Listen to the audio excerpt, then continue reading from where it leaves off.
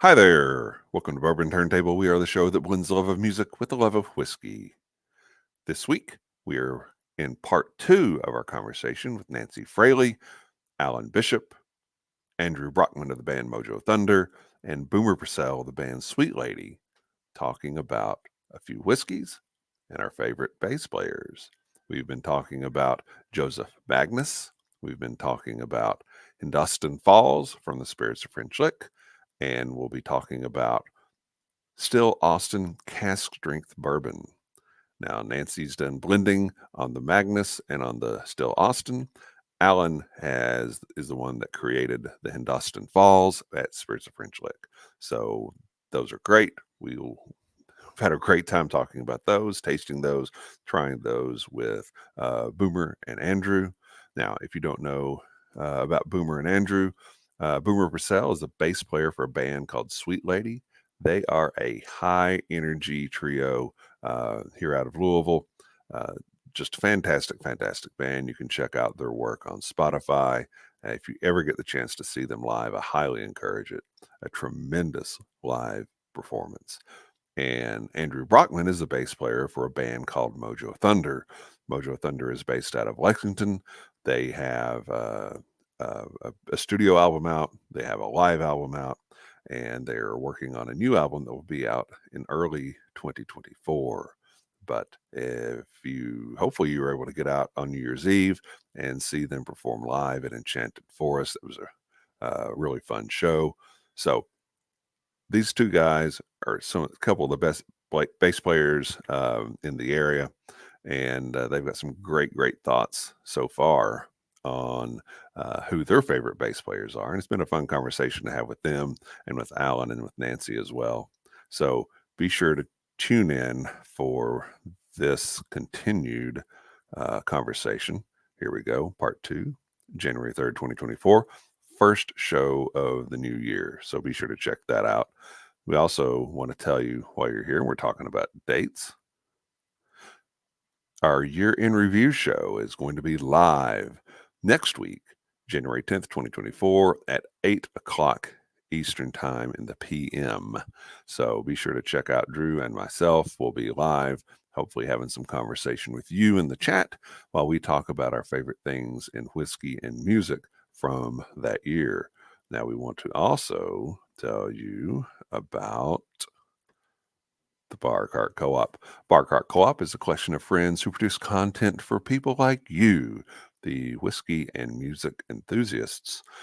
Distillers Talk is a show with Alan Bishop and Christy Atkinson where they talk with distillers from across the country and around the world about anything and everything in terms of distillation. Alan also does a show called One Piece at a Time Distilling Institute, where if you have a question on anything related to distillation, you can send it in to Alan, and he will record a video response and publish it on his One Piece at a Time Distilling Institute page. Alan also has a show called If You Have Ghosts, You Have Everything. It touches on the paranormal, the spiritual, a little bit of everything. It's more whiskey adjacent than whiskey forward, but it is a really fun show. My Whiskey Den with Pat and Mike and Mitch airs Monday nights live at 9 o'clock Eastern Time. My Whiskey Den is where craft whiskey is king. Be sure to come check out them and their show. They have great conversations with guests. They do some wonderful tastings, and it's always fun to hang out with the folks in the chat. The newest member of the Bar Cart Co-op is David Levine and his Whiskey in My Wedding Ring show. He does writing. He also does a podcast. So be sure to check him out. Very clever, very smart uh, show and blog. So you will want to be sure to see that. And finally, we want to tell you about Bourbon Turntable. You're watching us now. You're listening to us now. Go ahead and hit that subscribe button wherever you are. If you're on YouTube, hit the subscribe button. We would love to see you there on a regular basis. That way you won't miss any shows like you don't want to miss this week. You didn't want to miss last week because these have been two of the best shows we've done this year. And you won't want to miss next week when we do our live show for Year in Review. So you can watch us on YouTube, you can listen to us and subscribe on Apple Podcasts, Spotify, and Google services. We also have a Facebook page where we'll release all of our shows. We have a Facebook group where we will talk about what we're drinking and what we're listening to while we're drinking it. So, without further ado, I will bring you back to part 2 of our episode with Nancy Fraley, Alan Bishop, Andrew Brockman, and Boomer Purcell. Hope you enjoy it. Thanks. All right, so let's talk some more about bass players. And this time, Andrew, we'll start with you. Who is your number 3? My number 3 is John Entwistle for The Who. Yes. Oh, yeah.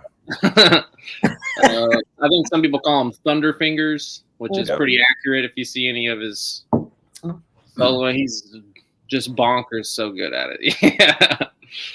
Yeah. Love his style. We did like a Who medley at one point in the band. Yep. And I remember just being absolutely intimidated for all get out because the dude is wild. It took me a while to get like close to it. I don't think I hit it note for note, but yeah. Absolutely phenomenal bass player. There's so many Who songs that I love. Yeah. I love that picture too. The fact that he's playing a 24 fret full scale with humbuckers. It doesn't need any of it. Plus, has anybody counted the knobs on that guitar yet? Like a Les Paul modern, but the 70s bass guitar. It's back in the day when they were trying to put like so like you would something weird like that. He was always trying stuff like that. Right.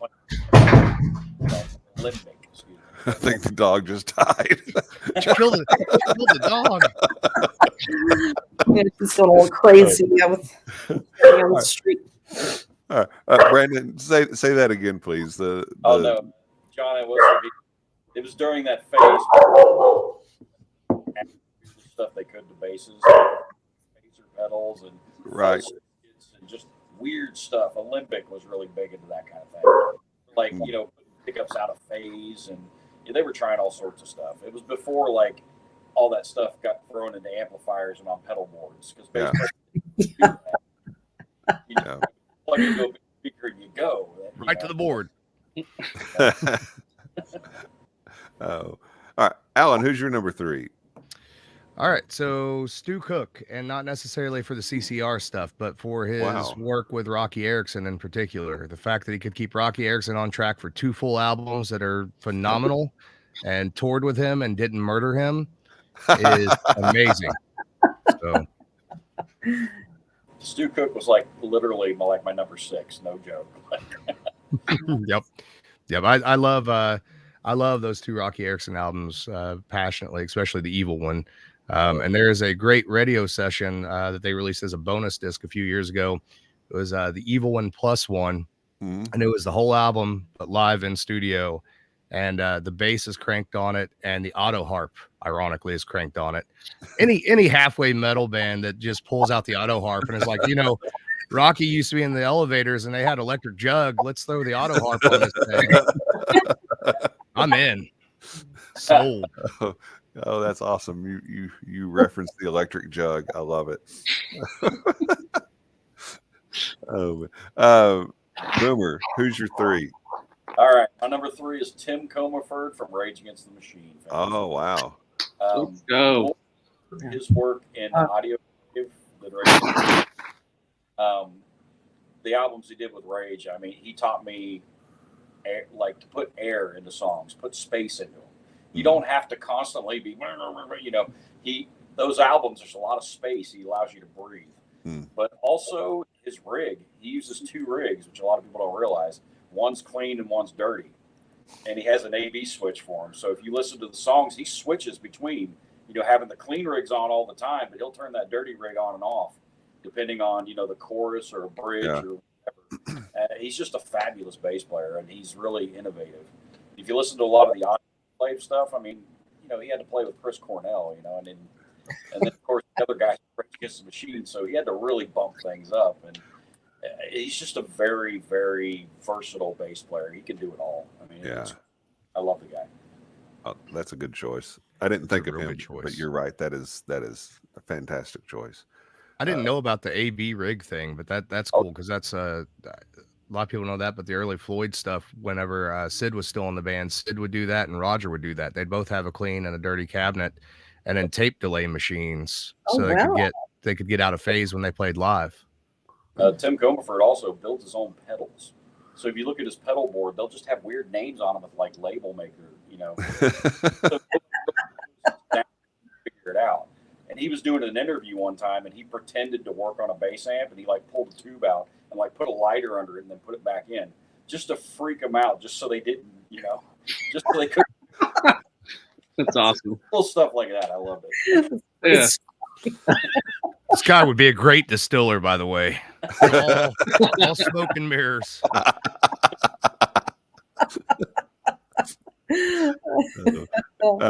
Nancy, who's your 3? Yeah, so I'm going to kind of deviate a little bit from my. I kind of switch things in my head. I'm going to deviate from the melodic and the lead bass to go to more of like a rhythmic kind of a group player. I'd have to say Aston Barrett, who played with Bob Marley and the Wailers, and you know, taught Robbie Shakespeare, and just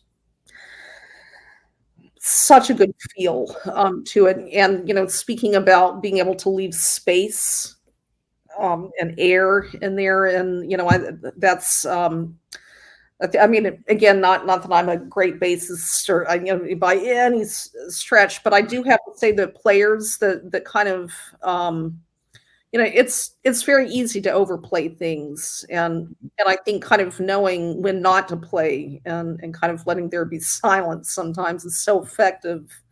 And I like that part of his playing a lot, and I love that tone on you know, how he plays very close to the neck to get more of a double bass kind of you know, that deep kind of, you know, more like a, you know, acoustic sound too. So you know, that too was really inspirational in getting me to want to learn how to play bass. Interesting. Never would have thought of that, but that's a really good choice. Yeah, I get that. My number 3 is John Paul Jones. Oh, Woo! Yes. You kind of have to. Yeah. Sure. Absolutely. Yep. He's incredible, and most any bass player in any band that I know of references John Paul Jones as an influence, and for good reason. He was kind of of the 4 guys in Led Zeppelin, he was the one that was pretty much in the background, and I think he liked it that way. But he did some incredible things on the bass guitar and continues to play now. He reunited with them Crooked Vultures to play I'm ready for another one of those. Yeah, I'm ready for another one of those. we need. Let's start a petition for another them Crooked Vultures album. It's got to be done. It needs to be done soon. But he's just fantastic. I always thought that, you know, John Bonham reinvented rock drums with Led Zeppelin 1, and John Paul Jones reinvented rock bass on Led Zeppelin 2 when he played the Lemon Song. It's just incredible. Also wrote some of what I think are their best songs. I mean, No Quarter is probably my favorite Zeppelin song, and that is very heavily him. So yeah. Ramble on. Right. Yep. I think he also played like hundreds of instruments for their albums. I think he did all kinds of weird recordings for them too. But Jimmy Page said famously that John Paul Jones is the musician of the band. And I think that's true. It's very true. I'm a huge Jimmy Page fan, though, I have to say. Yeah. Jimmy was just all esoterica. It's just cocaine and Aleister Crowley books. No, I mean, there may not be another band where, well, yeah, there may not be another band where you can say, okay, they've got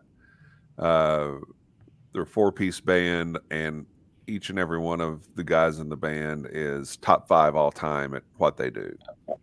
Yeah, that's pretty rare. Yeah. Okay. Andrew, what do you have for number 2? For number 2, I have Joe Dart. Huge fan of him.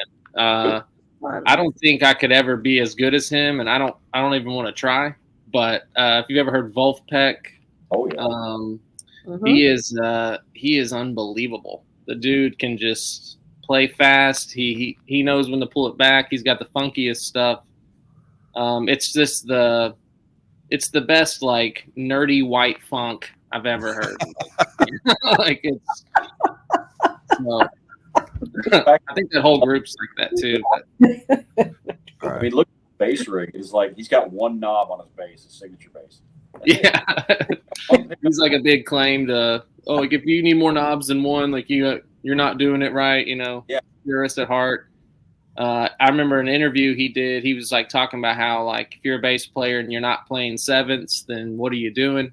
And that guy instantly like went in my room and like just practiced sevenths for like I don't know, like an hour or two. I still use that little technique now, but huge fan of him. Oh, he's a monster bass player. Oh my Yeah. God.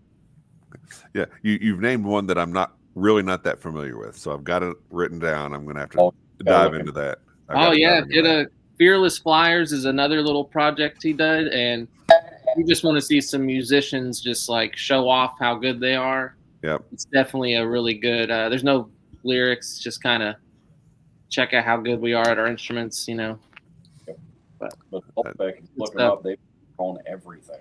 Like literally, they have when they go to a venue to play, they have their own like input that goes into the mixer. It's the Wolfpack input. They like have their own, do their own thing, their own. Just go down that rabbit hole. It's great. Yep. All right. Well, I know what I'm doing over Christmas break.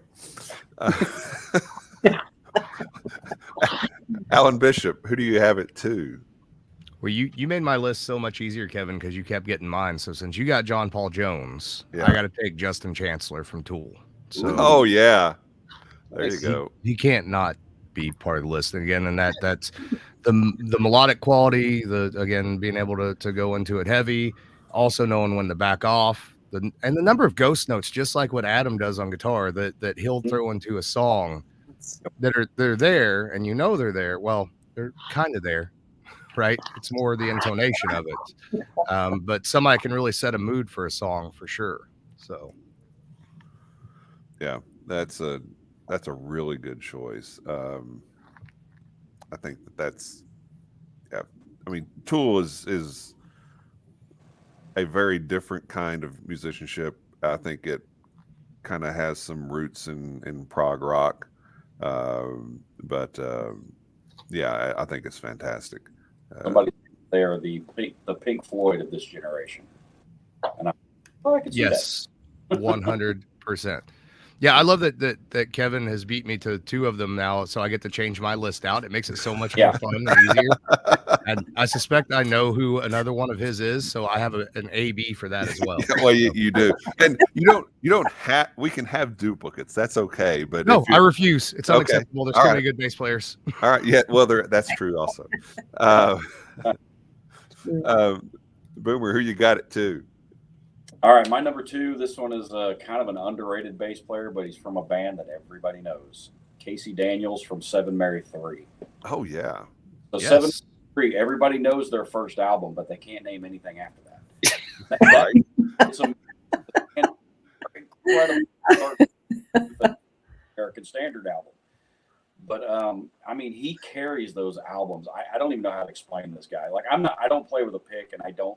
Normally I don't care for bass players that do, but this guy plays with a pick the whole time. And everything he plays is just you just got to pick it. You just got to listen to it. And it is just absolutely perfect every time. It's not the same old, oh, okay, well, the guitar player's going G, D, I'll do that too. No, I mean, he's doing count melodies, but nobody ever picks it up and nobody knows his name. But yeah, I mean, if you listen to, they have a live acoustic album, you can hear him just so perfect in this album. And he's an incredible bass player. He's just so underrated, but he taught me a lot. Yeah. He really did. He's a great one for sure. Oh, yeah. It's a very underrated band. Because everybody just knows that first album, and then after that, nobody has a clue about anything else after. Yeah. After their first one, and they're all better than the first album. It's just not radio worthy, I guess. That kind of thing. Well, yeah, but anyway, Nancy, who do you have it to? So I'm gonna do like what Alan did before, and I've got two that I just have a hard time kind of not adding on here.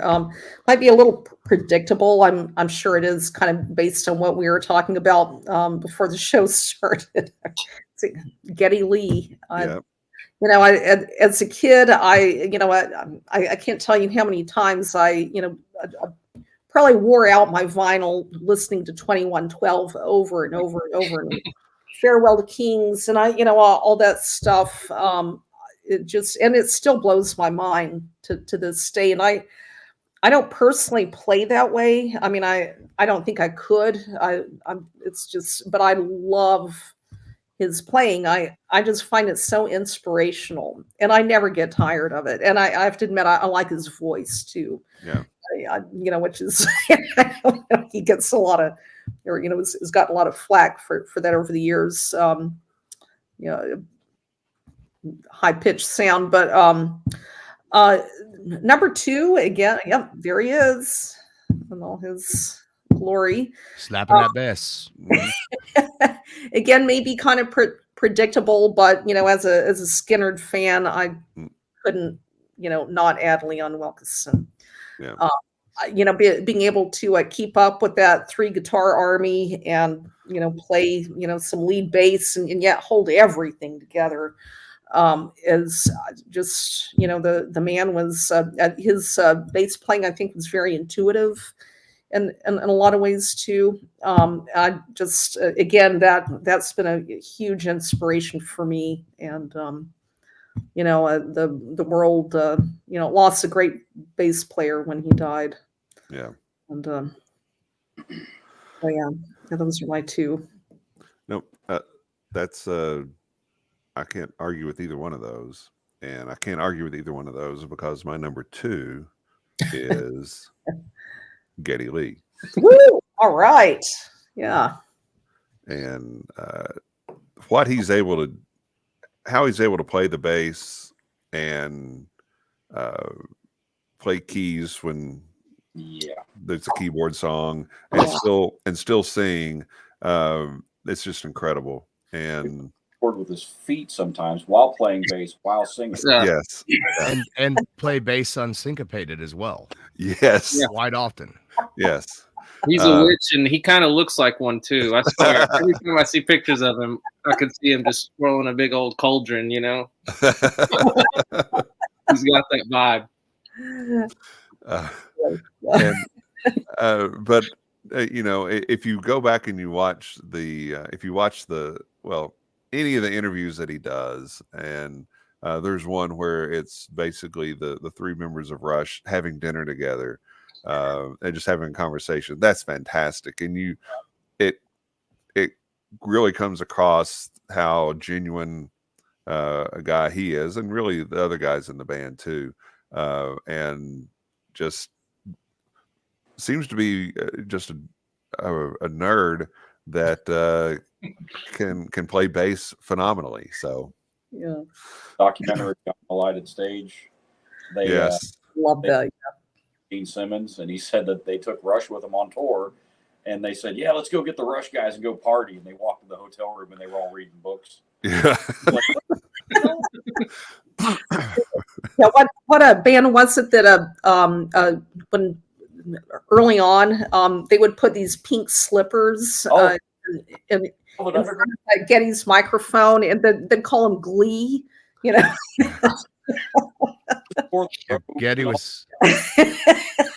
Getty was talking about the Kiss thing the other day in an interview, and he said that they always left the door open to the hotel room just so they could watch the circus go by. Yeah. And he goes, "Yeah, we weren't really getting any chicks, but we were all just smoking weed in the hotel room watching reruns of the Twilight Zone, so we were having a great time."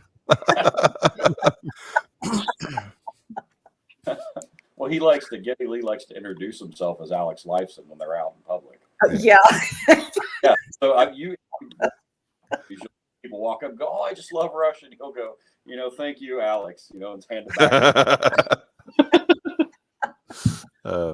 Okay, so not to get on too much of a tangent here, but there have been some rumors that Alex and Geddy are going to take Rush obviously the new drummer out on tour. Who needs to be that drummer? Ringo Starr. Well, that would be different. Paul made him go back out, so that would be different. So, as a lifetime long Rush fan, and Rush my favorite band of all time, I will say this: if they're going to do anything with Rush and call it Rush, which I'm not sure that I'm okay with, if you're going to do that, then I don't think it needs to be a drummer. It needs to be more of a tribute show, and you take 3 or 4 drummers out with you. Oh, that would be cool. Yeah, that's a good. Yeah, I don't know if you guys have ever seen Nate Smith, but I think he could pull it off in a very good light. Mike Mangini, his name's been thrown around a lot. Yeah. Danny Carey, bringing up Tool again. I think Danny Carey could he could come close to being worthy of wearing Neil Peart's funny little hat. And we might be able to get a 2112 part 2 out of that. Oh man, it would be great to see, even if it's more as a tribute to Neil. And I think Alan, your thought is spot on. I don't know that I would include Ringo Starr in the 3 or 4 drummers on tambourine. and I like Ringo. I think Ringo's a very underrated drummer, but he doesn't fit with Rush. No. Okay, he plays what he needs to play. Absolutely. Yep. Do you have more than 3 drums? What? More than 2. What am I going to do with all of this? Okay, that was a really bad Ringo impression. So, all right, we have another whiskey that we're going to try together, and it is this Still Austin, and it is sample A in your packs, guys. So I'm super excited about this, by the way, Kevin. I think I told you while you're here, but I have to mention it. So Still Austin, I hear about them all the time, everywhere, from everyone. We've not had them on Distillers Talk yet, but definitely going to reach out to them. So I've had there for a while. It was very difficult to find. Now in our area there are a few expressions that make it out, and then I have a friend that lives nearby, and she brings me bottles every now and then. So I'm thankful for that. Like I've got an oated bourbon that's very cool. But Nancy, tell us about this Still Austin cask strength. Yeah. So this one is we started off with the 98.4 proof, which is called the Musician. And this is what we kind of call like the more metal version of that standard expression. It is 25% white corn, kind of like the same corn that's used in to make tortillas around the Austin area. All the grains are grown in Texas. Entry proof. Well, so that this is a barrel. The barrel strength obviously should be 118 proof on your bottle, thereabout. It is 118 proof. Okay. And Yeah, that's it. I'm getting a kind of a weird pine note on it though tonight that I haven't really found before. But anyway, yeah, I'll be blending up another batch of this week too. As a matter of fact, um, this is a minimum of 2 years old. Most of what we're doing now, and the standard releases are in the 3 year mark. But I've now got some stock that's about to hit 6 years old, and which is really nice. I'm really liking the way that's developing, and I just couldn't be more excited for that, or for the the ages of the standard releases to creep on up. Yep. So, Alan, you were excited about it. What do you think? Yeah. So, it's interesting that you said the pine thing on this. So it didn't initially strike me as pine until you said it. I did initially get like the white corn, like that kind of toasted almond sort of thing that I get quite often off like Boone County White. There is a pine note there, but it kind of reminds me of like the pinyon pine, the nuts Yes. that you get, kind of that resinous thing. On the palate for me, the one thing I really loved about it is that Boone County White sort of corn, that tortilla corn thing is still there. Just like if you let the enzymes in your mouth break down a white tortilla chip, you get that same kind of flavor. But just like with, what the iron root guys have down there, one thing I love about this is the structure of it, the heft of it. And sometimes I see obviously in Texas quite a bit because you're dealing with some of the heat and some of the things that we don't get up here. So I can definitely see this as a Texas whiskey, which is something I like, particularly this, the Ranger Creek stuff and the Iron Root stuff. There's a note that's there from the casks in particular that really stands out and differentiates from Kentucky or Indiana or Tennessee or Pennsylvania. So yeah, it's a matter of fact, I was teaching at Iron Root last week. I just got back from Texas. And I used to work with Iron Root till about 3 or 4 years ago. But yeah, that's, and it's still Austin too. We're getting to we've got some larger barrels. That we're kind of getting thinking that for Texas the 53 standard 53 gallon bourbon barrel is actually too small. Especially for any kind of long-term maturation. that makes sense. So we've got some 63 gallons as well. I want to play a lot more with, or kind of move us towards that larger cask profile. Otherwise you're just drinking in so much oak so early on in that Texas heat. I think for me that would be the fun of that too, is that you're kind of getting to lay out what those protocols of what Texas whiskey can become. The other thing I wanted to say on this, on the palate, on the finish, I don't know if anybody else picks up on it. It comes off almost like white pepper, so not at the sides of the palate, but the very back. You get almost like these little sparkles of white pepper, and then they move on the finish. They move back towards the front of my tongue, and I get not a flavor of anise, but I get an anise-like effect where I get a little numbness on the tip of my tongue, which is kind of nice. So, yeah, I could see that. Yeah, you explained it a lot better. That was good. well, Brandon, what do you think of it? What do you think of it? What do you think of it, Brandon? It was probably my least favorite of the three. Mm-hmm. The way it kind of went down and the way I don't know how to explain it, the way it kind of flushed out, after you take that sip. But I like how do I put it? I like the beginning of it. I like that first initial when it first goes back. That was yeah. Andrew, what do you think? I agree. I think the very beginning was almost like caramely for me, but then it wasn't at all. I think it just like completely didn't stay in that caramel. I felt like when I first tasted it, I was like, oh, this is going to be like desserty. And then it just like totally took a new turn for me, but not in a bad light by any means. I don't think I've had very much like this. So to hear you talk about it being very Texas and stuff is really cool, because I kind of into it, and I'm thinking maybe I might dive a little bit more into that kind of rabbit hole and see if there's something in there that I like. But I thought it was good. I haven't had much like this, I would say. That's a good idea because the Texas stuff is so different from Yep. anything you'll ever Yeah. see from Kentucky or Indiana, or like I said, even Tennessee. I mean, I guess there's probably more parallels to Tennessee with distilling methodology to some degree, but yeah, it's definitely its own creature for sure. So Yeah.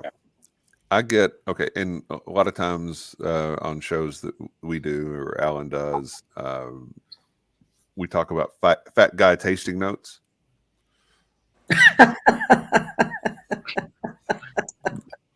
Maple taffy. Maple taffy. I get maple taffy on the palate. That's well. The I will. I'm gonna pour myself a little bit of blue corn just to offset that.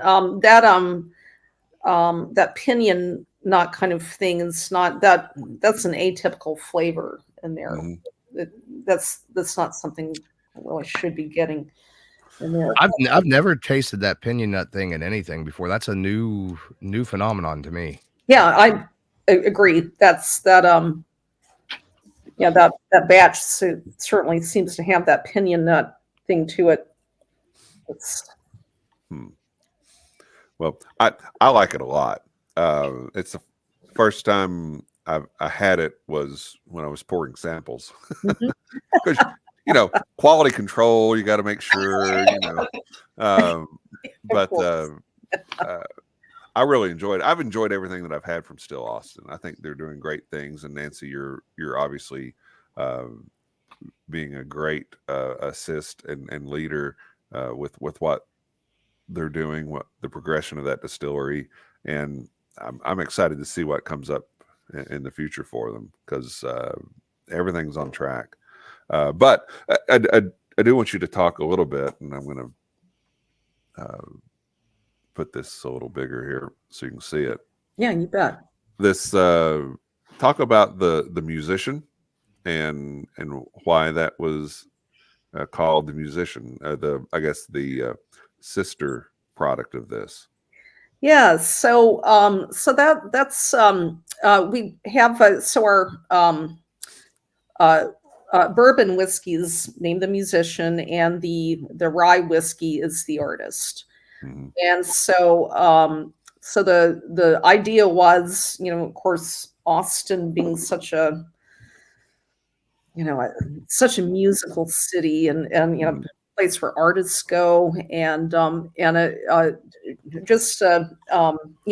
while you find still Austin whiskeys out there around the country now. I mean, heck, we now have them here in California at Total Wine too. But it's the whole premise was to really celebrate the city. Mm-hmm. Or the town, I guess, and the creative people that come from that place, and it's kind of like an homage to them, if that makes sense. So that's the whole idea behind the artist and the musician. Well, that's Rocky Erickson town right there too. Gotta throw Rocky on. There you go. Yeah. So everything that we do, or we like to highlight local artists and such, and the guy's name is escaping me, but the guy that does the art on the bottle is like the national or the state artist for Texas or something. I mean, he's like a big deal. So yeah, everything about it is just, including the name, meant to celebrate artistic people, and especially those that come out of Austin. When do we get a Stevie Ray Vaughan bottle? I mean, that's if that's the thing, if the goal of Still Austin is to celebrate the music and the artistry of Austin, Texas, you gotta have Stevie Ray Vaughan. There's been a private bottling of a Janis Joplin edition. Yes, I've seen that. Actually, I had a little sample of that. It was very good. Oh yeah. That's a good one. I would love to do a Stevie Ray Vaughan bottling, actually, and to actually do a blend. Like a 3 or 4 barrel blend or something, for him to listen whose music, and I usually listen to music as I'm blending anyway. So, I think it'd be cool to, have Stevie's picture on for, the artist's rendition of him or something. I don't know. It would just be super cool to do that. Yeah. All we get is stupid Larry Bird bottle picks.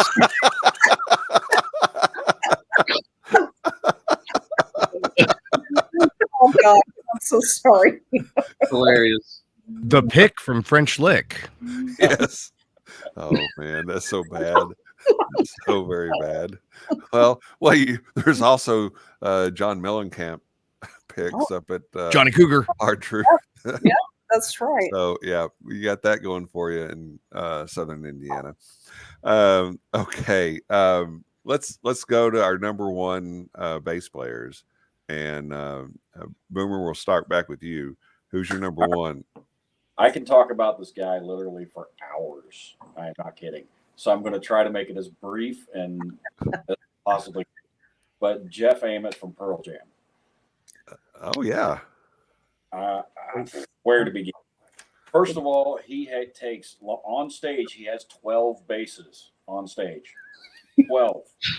A lot of people don't realize the first two albums, the most popular Pearl Jam albums, he played mainly fretless on. Oh. Also, he plays 12-string bass in the first two albums a lot. If you watch like any live shows at all, you always see the guitar tech coming out and swapping out the guitars, and the bass player just stands there. No, it's the other way around with Pearl Jam. Because this guy, a fretless to a 4-string to a 5 to an upright, and then he'll come back and do a 12 and an 8, and they have a huge catalog and tons of hits, and this guy is just incredible. He'll play he'll play fingers, he'll slap, he does it all, and it's I don't know how to talk any more amazing stuff about him. But he's probably my number one influence without a doubt. That first 10 album when it came out, I tried like hell. I was young. I tried to play these songs, and then I realized that he was doing it on a fretless. And then I was like, what the hell's a fretless? I was like, what? Like I got to buy a whole other bass to play this guy's stuff. But and all his side projects and his charities. The guy is just incredible. Mm-hmm. I've seen Pearl Jam 28 times now. So, yeah, that's you're a fan. Yeah, you're I am. Cool. They were on tour. I took 30 days of leave, and I literally booked every concert. And wow. So they still remember me. Let's put it that way. Well, go even further back to Mother Love Bone. Oh yeah, there you go. Mother Love Bone. Yeah. But Jam came to Cincinnati once when I was a teenager, and they just came out. They weren't huge yet, and I can't remember who they were touring with, but they did this really small show in Bogarts, and I was young and impulsive and whatever, and I hid under their van and popped out with a T-shirt, and I was like, "Sign this!" and scared the crap out of Stone Gossard, the rhythm player. Next time I met him at a VIP thing, I said, "Man, this is going to sound really weird, but like years ago in Cincinnati, I popped out from under you guys' van with a T-shirt." He was like, "That was you." Mission accomplished. As somebody famous remembers me. That's awesome. I go through his equipment and the stuff he uses and the way he writes, and you can go for months just reading about this guy. It's incredible. He's more than just a rock bass player. Everybody puts him in that rock grunge category. No, not at all. He'll play an upright just as beautifully as he does anything else. Very cool. Yeah, that band goes through all kinds of stuff. I was sleeping on them. I didn't really think I thought they were a cool rock band for a while, and then Bryson, the guitar player in my band, he's obsessed with them, like probably in a similar way. And geez, if you dive in there, you can find some gold out of that band. That's just not even the amount of albums and like music they have is like, endless. You could spend months trying to listen to it all because it's just I couldn't believe it. Aspect. So if you look at the way they record their albums, they don't do it like normal bands do. They like to record. We started doing this, but they record the bass of the drums at the same time, so you get the bleed over. So it sounds live. So their studio albums have that live feel to them. And if you go to like Apple Music and you scroll down to the live albums, you know how you might find one or two. There's like 50 of them on there for Pearl Jam. Yeah. It's just like they throw them all on there. They love their fans. They take care of their fans. And I hell out of it. Yeah, very cool. And I think if you get past, especially if you go past the hits. Oh yeah, there's some real gems in Pearl Jam. Been married 20 years, and every once in a while she'll go, "Who's this?" And I'm like, "It's Pearl Jam, honey." There's still stuff he's just not like, really? Oh, okay. There's still stuff he hasn't heard. Oh, yeah, that's when my wife and I are driving somewhere and I'm playing music, she'll say, "Who is this?" I said, "Well, who do you think it is?" And she has two guesses. Black Keys? No. White Stripes? No. Okay. I don't know then. So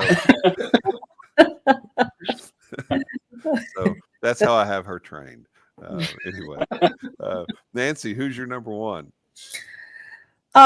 Probably one that's predictable, but I will have to say my all-time favorite bass player, probably the one bassist that really, more than anybody, got me wanting to play, Jack Bruce. I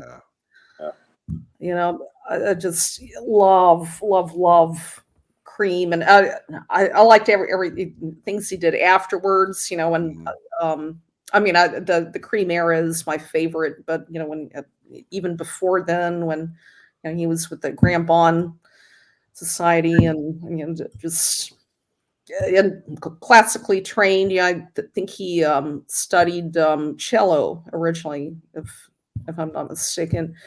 But I just he can make that EB3, that Mudbucker, sound amazing to me, and that's not an easy feat to do. Yeah.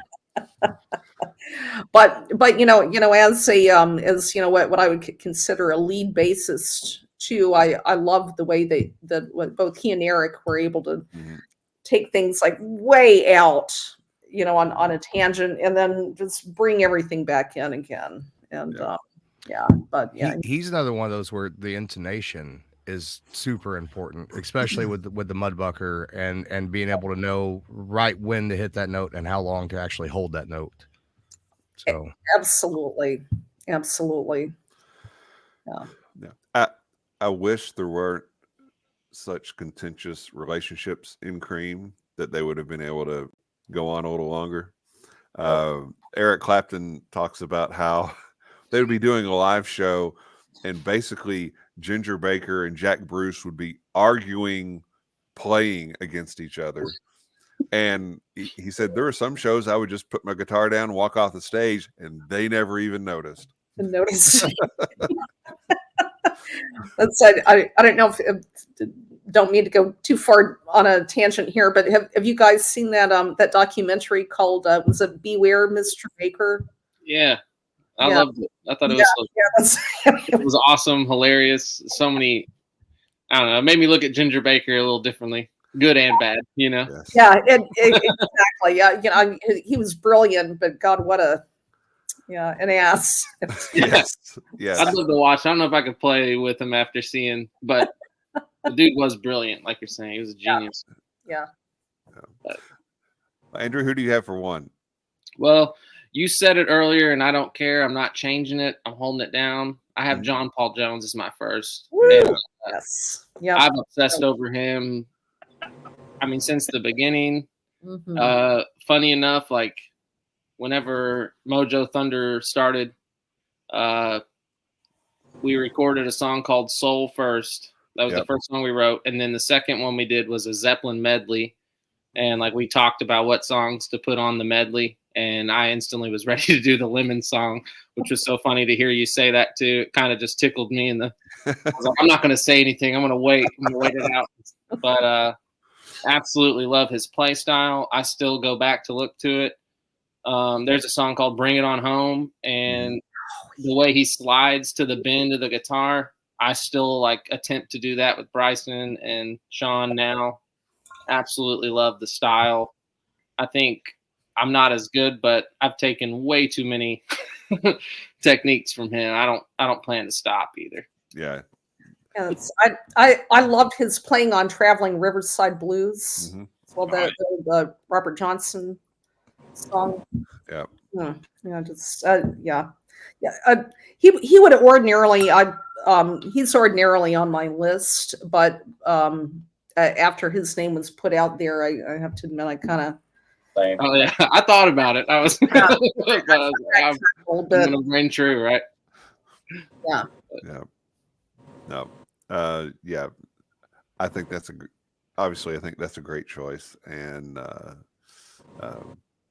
again, he's influenced pretty much any bass player that came after him in some shape, form, or fashion. So, Alan Bishop, what's your number one? Yeah, so I had A Team, B Team, right? Because I knew that there was going to be crossover. So normally it would be Geddy Lee. Yes. But since he's been on here twice, oh boy, we're going to go with Geezer fucking Butler. Oh, wow. Sabbath. Oh. So I love it. Because again, how can he not be on that list? He has to be. You know, the only band that I ever got to saw live in multiple incarnations that Geezer played in, that when you went, you were paying more attention to him or as much attention to him as you ever were Tony Iommi, and Ozzy was just there, whatever. Right. Or unless Ronnie was on stage. If Ronnie was on stage with him, then, you know, all eyes are on Ronnie James Dio. But, you know, talk about getting slapped in the chest with the bass during the entirety of the show. Guy plays a short scale bass, but it has the lowest frequency of any bass at any concert I've ever went to, including bands with 5-string bass. So good choice. I think that's a very good choice. Yeah. Hang on. And he's managed to keep up. That's the thing. He's been like people's favorite bassist since the 70s. You know, yeah. he reinvent somehow. You go back and like you hit the Black Sabbath, then you go up, you hit Sabbath, Bloody Sabbath, then you hit especially the Mob Rules, and you see how it evolves over time, and he's phenomenal. He's absolutely phenomenal. I saw them when I was in Europe a long time ago, and I was blown away. Mm-hmm. I mean, it was still all eyes on him. You know, it was incredible. Yeah, every time. Album, that was incredible. I mean, my God. Yeah. Every time I went to go see him, whether it was Sabbath or Heaven and Hell, I always tried to get seats on Geezer's side of the stage. Always. As you should, you know. I also love that he wrote so many of those lyrics for the Black Sabbath albums. Yeah. That's what a lot of people don't understand is he wrote so many of the lyrics for their songs. I didn't know that. That's interesting that you guys say that. So yeah. I'm not going to pretend here, but yeah, you're right. Like, I didn't even know that. Also, just cocaine and Crowley.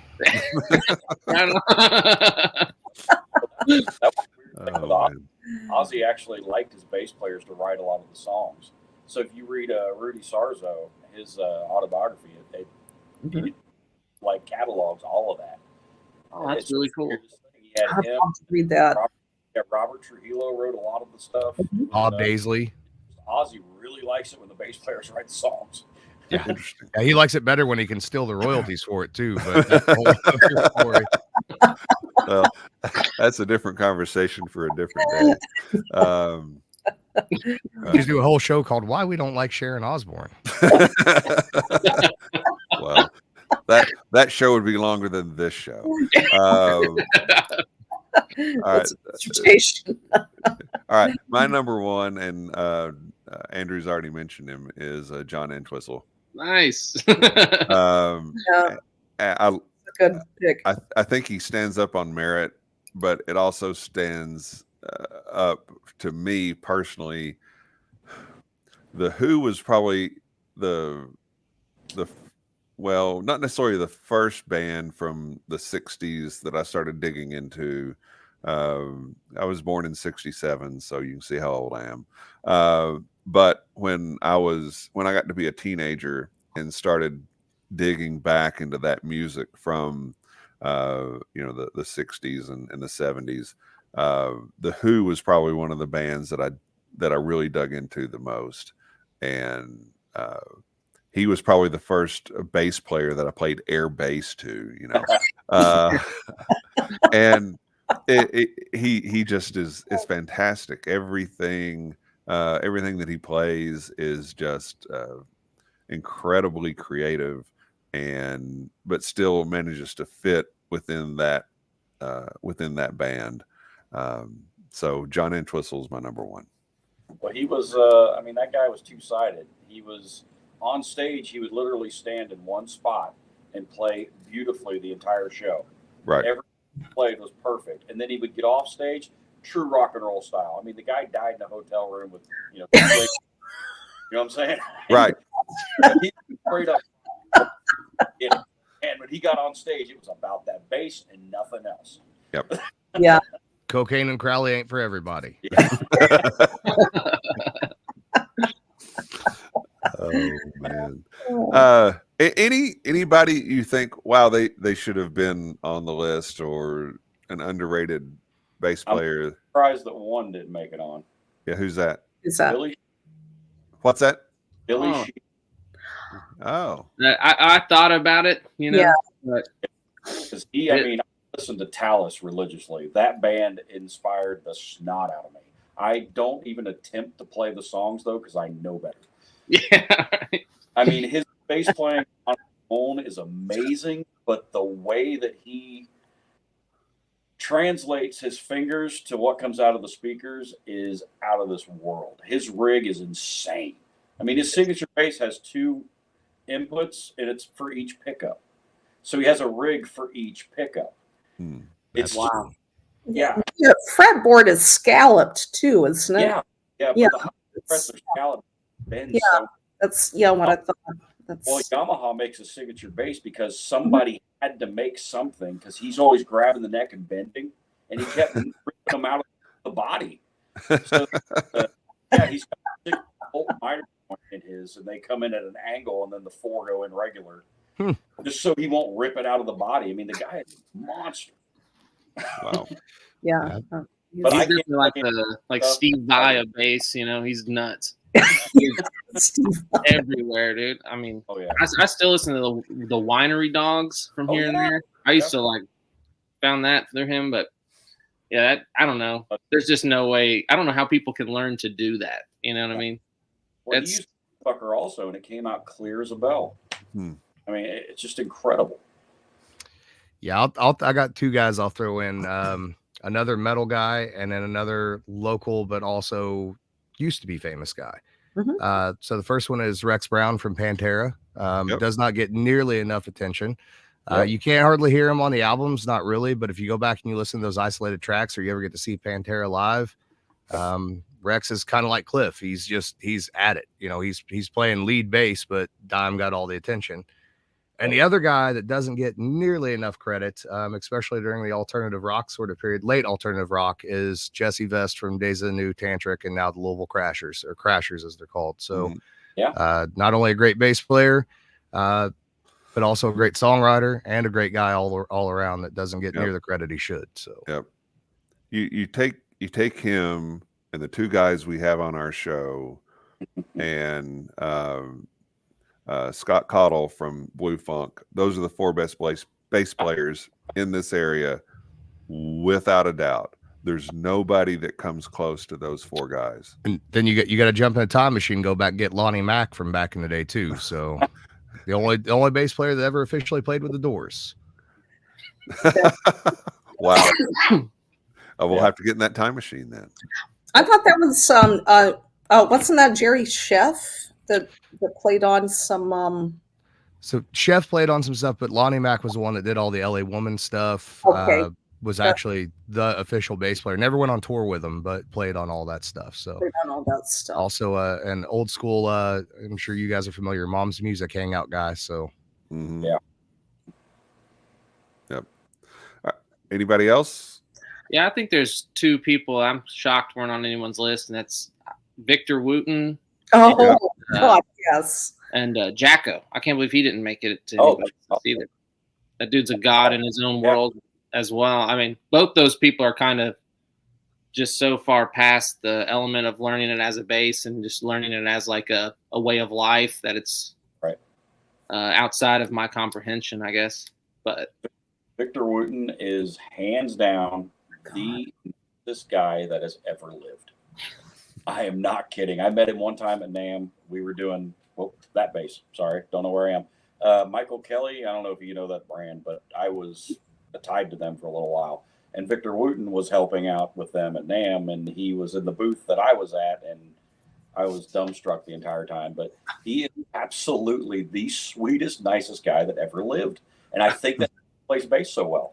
Yeah. All that happiness just comes out of his face. Well, I've got 2 of his books, and I'd love to do his bass camp one of these days. If find time to do it. I mean, he's just like just so much on another level. I mean, like it's like the spiritual part of him, if that makes sense with the bass. Well, his the little dance moves he does and the way that's just I would be like that, more like that, I should say, that's something we should all aspire to. I probably would add Chuck Rainey to that as well, the list. I love Chuck Rainey and some of his work with Steely Dan and such.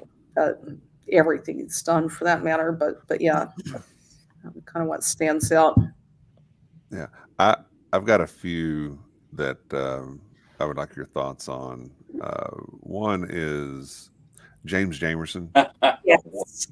Yeah. I thought he might pop on the list, but if there's a song that Motown put out in the 60s or the 70s, he played bass on it. Yep. And all of it's fantastic, just incredibly creative. I love him. Yeah, I came very close to putting him on my list because all the melodic players, whether Paul McCartney and Peter Cetera, Dee Murray, all those guys, so many people. He was the foundation. They all listened to him, and I kind of felt weird not having him on my list. Same. It's like, well, it's just like I was like, why isn't Carol Kay on my list? Yeah, right. Everybody. Exactly. That's definitely in my top 10, though. That's so some of these people I have to say I don't know how you guys feel, but the people that I came up with tonight, it's kind of what I don't know that I actually have a first because it's kind of what I'm listening to at the moment. Right. And what I'm inspired by or who I'm inspired by. And that list could change next week. Yeah, right. The same people could be in a different order. And, because they're all equally inspiring to me. And it was a hard thing getting that list together. I mean, I actually did fret all weekend, just like, my God. I didn't mean to cause you anxiety, Nancy. A couple others just while we're wrapping stuff up here. We did talk about Paul McCartney a little bit. I think he's very underrated as a bass player because of his prowess as a songwriter. Right. But if you listen to some of those Beatles tunes, the bass is just incredible on it. It's not mixed forward, so you don't necessarily get it in your face. But if you sit down and you really listen to it, it's fantastic stuff. I agree.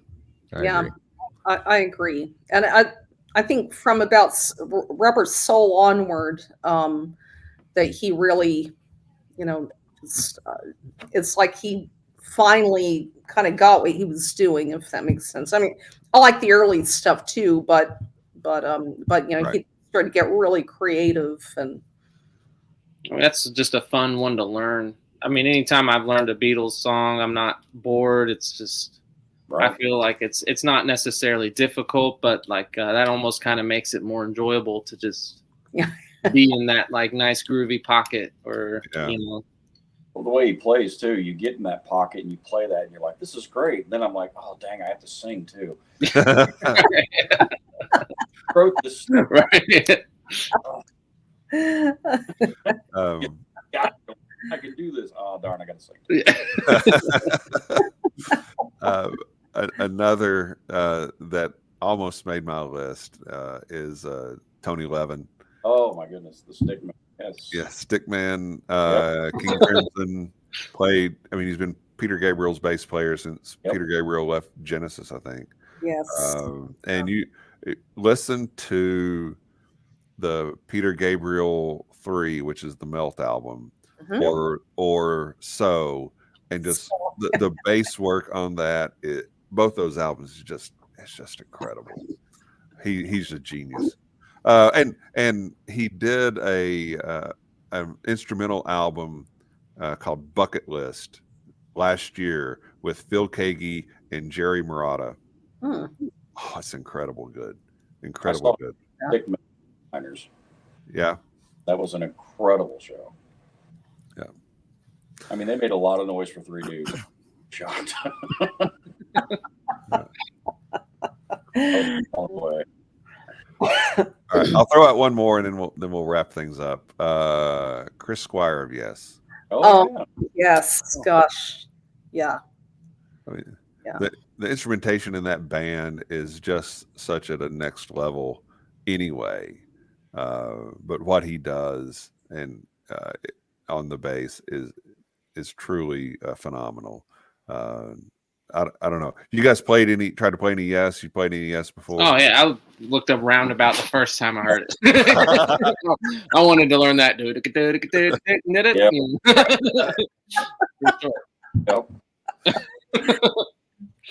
Oh man. Yeah, he's the reason I bought a Rick, which I didn't like the neck that much, so I ended up selling that one. But you know, I wanted to love the you know, I just I considered putting him on my list too, and you know, you want one, and then you play one, and you're like, I can't get comfortable on the dang thing, and it's just so not ergonomical, and it's I love the sound. Without it, that's what drew me to him, but I couldn't. Yeah, but it's the most uncomfortable thing. Yeah. That I've ever touched. It's just like it. I mean, it's not built for the human body. I don't know. To play it. Chris Squire played. I mean, come on now. Lemmy. Yeah. I can't believe Lemmy didn't make a list. Actually, now that you said that, yes, wildly shocking. I know. That's, I mean, I was surprised by that too. Yeah. Man. So the other bass that's like that too, I don't know, and I'm not a bass player, but so a guy used to play with Travis Meeks with Days Anew, so he had a Thunderbird 4. That was you might as well hang a fucking cinder block around your fucking neck. That was the heaviest fucking thing I've ever held in my life. Well, the horn there is one, so all the weight is on that gigantic headstock, and it just pulls your shoulder the whole time. Yeah, I felt like I was walking around for like 3 or 4 days, like the Hunchback of Notre Dame. Oh yeah, I would. If I tried to play a Thunderbird and Sweet Lady, it wouldn't happen. There's no way. That'd be it. You're prone to a neck dive. Mm-hmm. Yeah. I play a rather heavy bass, and I think I might be out here looking for a new one because I don't know, it is a lot, you know. How many pounds is it? I have no idea. It also might have came from like the one I started on. I started on like an Ibanez, which was like real little, and then went to that Ovation. So it's like, I don't know, maybe just tricked my mind into thinking like, why is this so heavy? It might not even be that heavy of a bass. It is. But trust me, after you played it that one time we followed you guys at that barbecue festival, I went looking for one because that thing looked so pretty. Oh, I went one, and they're like 11 pounds. I mean, they're That's what they call those boat anchors, I think. I was like, all right, if I get like a 10-inch wide strap. I've been playing. I bought a 1970 Fender Mustang some years ago, and it's in Gulf, like the Gulf oil, like their racing stripes with that kind of powder blue with the orange stripe on it. Ooh, it's pretty.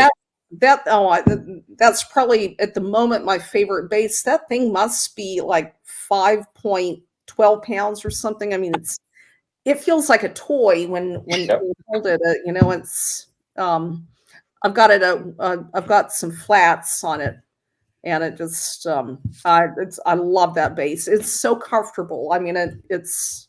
I like to use flats still today. I love flats. I love flats. Yeah, me too. Yeah, that's a lot of Fender Road Worn series. A lot of people like poo-poo the Road Worn series because they're like, oh, if I want a bass, I'll tore up myself. Well, they are so lightweight and they sound so good.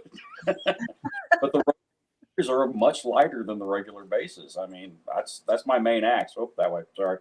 Yeah, I like that. Yeah. I play that thing. I've had it for years, and it's like 8 pounds, I think. Oh, wow. I remember you showing me that thing at Zanzibar. That thing is awesome. Oh, the inlay on that pick guard, you can't really make it out too well from this. Oh, yeah. From being this far back, but like the shit's cool and intricate, and didn't you say you had a custom? You got the custom. Yeah. Pull it over. Yeah. Let's see that. Because didn't you say somebody customly put the thumb rest on there for you too? Yeah, that thing is so cool.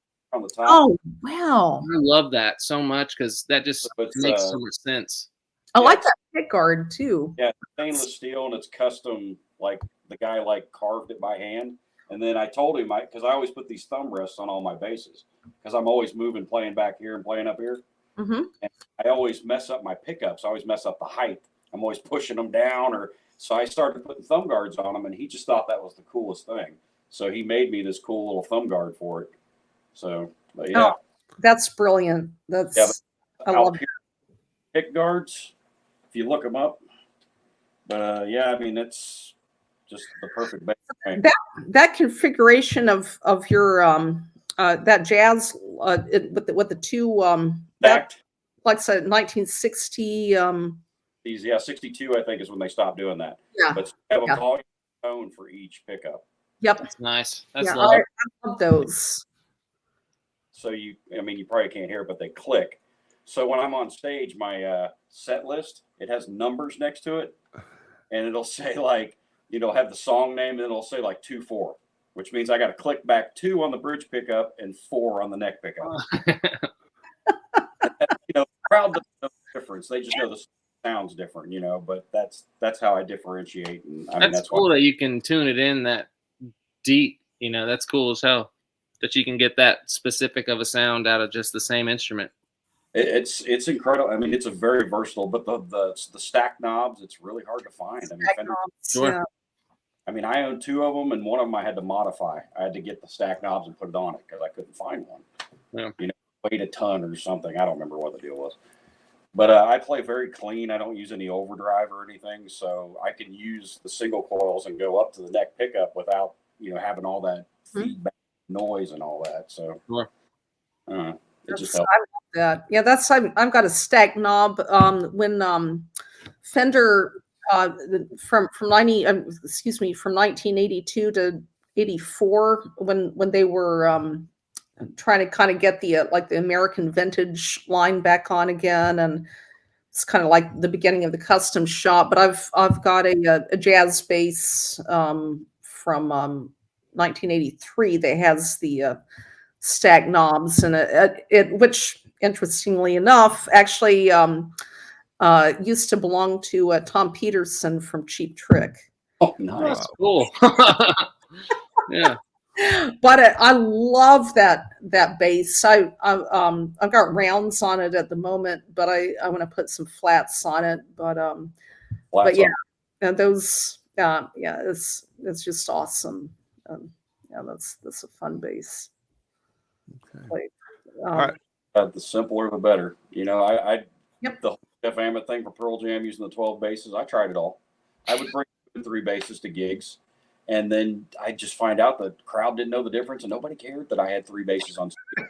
Nobody gave a crap. So I just started bringing this one and just turning my tone knobs. I'm like, good to go. It's funny, yeah. I find at the end of the day, I'm a Fender fan, or a Fender style, I guess. Just the ergonomics of it, and I love a J bass. That's probably my favorite Same bass in the world. Mix, and the fact that you can kind of get that P bass tone using the neck pickup, and it's very versatile. I don't know. I've just always loved them, and the necks feel so good. Yeah. And just everything about it is just perfect to me. I mean, all sorts of. I have 5-string Ibanez's and all that crazy. Every once in a while, I'll break one out thinking I'm cool. You know, I'll be like, oh, Gary Willis uses a 5-string Ibanez. And for like one show, and then I'm right back to this. You know, This one goes to 11. All active basses from now on, and then I'm like one show, and I'm back to passive. You know. Well, you found what works. So yeah. And Leo got it right. Yeah. That's. Yeah.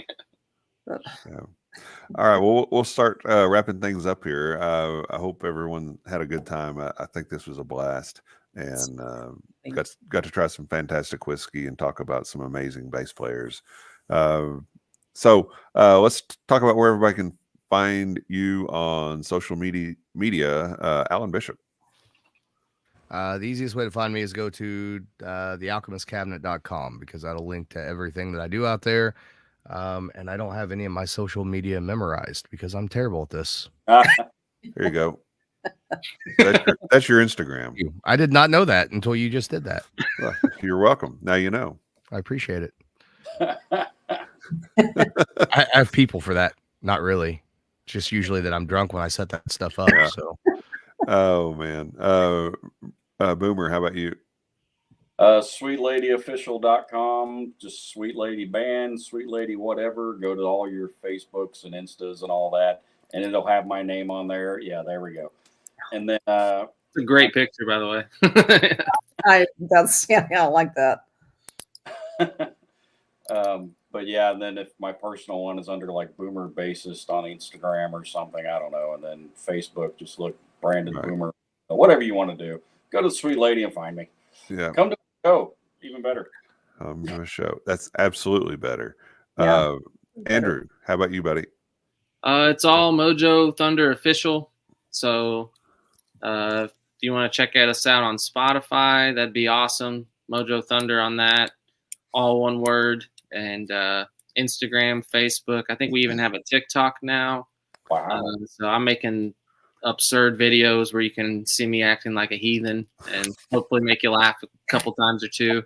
I think I did like a video where I like chugged it's like this giant glass of liquor I made, and each component was different things about a show. But somebody told me like, hey, you don't have to actually drink alcohol to do this video, and it opened my mind. You were wrong, sir. You were wrong. Yeah, somebody lied to you. Nancy, how about yourself? Yeah, well, I've had a lot of people tell me that I had to jump into the 21st century. Now that we're almost 25 years into it. But so I can be found on Instagram, Nancy L. Fraley. Same on Facebook, Nancy L. Fraley. I don't have a web page at the moment. Maybe I should, but anyway, that's how you can find me. Yeah.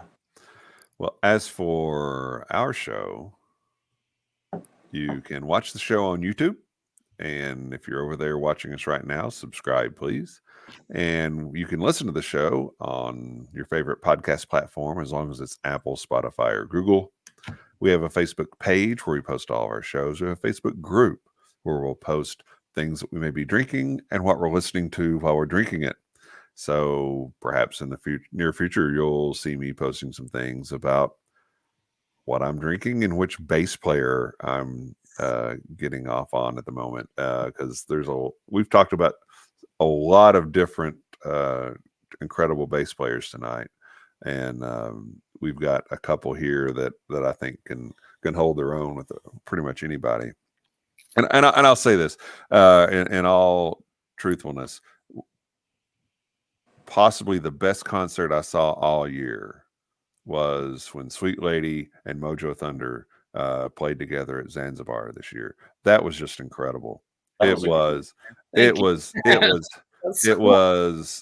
smoking hot from the first note to the last, from one band to the other. It was just incredible. And both of these bands are ones that yes, enjoy their music as you listen to it on Spotify, or you can, I don't know if they've got any CDs left, but you can get some CDs from Mojo Thunder. But go see them live.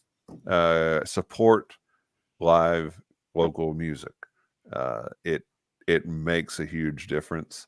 Quite honestly, I could have thrown these guys into to my list, and it would have been just as valid as far as I'm concerned, because I think both these gentlemen are incredibly talented and play in fantastic bands, and I love their music. So go see these guys when you get a chance. Nancy, you'll have to come out to Louisville, and we'll all go to a show when they're playing. So yeah, Boomer and Andrew, I would love to check out your all's music. I'm really, I mean, now that we've kind of gotten a chance to know each other and talk, bassist, and it's a little whiskey in there too, that I really want to check what y'all are doing out at, and I'd love to see it live as well. So. Well, yeah, anytime you're coming, if you send a little message to any of the platforms, I'll totally get you in for free as a oh man, thanks for the verbs and respect from one base to another. Right? Totally taking Nancy to Rec Bar before the show. Yes. Yeah, we're gonna play some fucking pinball. I'll bring you guys a little treat of something special. Oh yeah, absolutely. Well, and Nancy, thank you very much for being on the show again. It's always a fun time. I have dozens of ideas about fun shows that we could do, and I'll just have to take them one at a time as you have time to do them. But I do appreciate you being on. And Alan, you're my brother, and I love you, and I always appreciate you being with me in all of this stuff. So thank you very much, sir. Yeah, same, man. Real quick question: anybody know how to change that alchemist cabinet thing at Instagram so I can change it to Cocaine and Crowley? Because I'll remember that.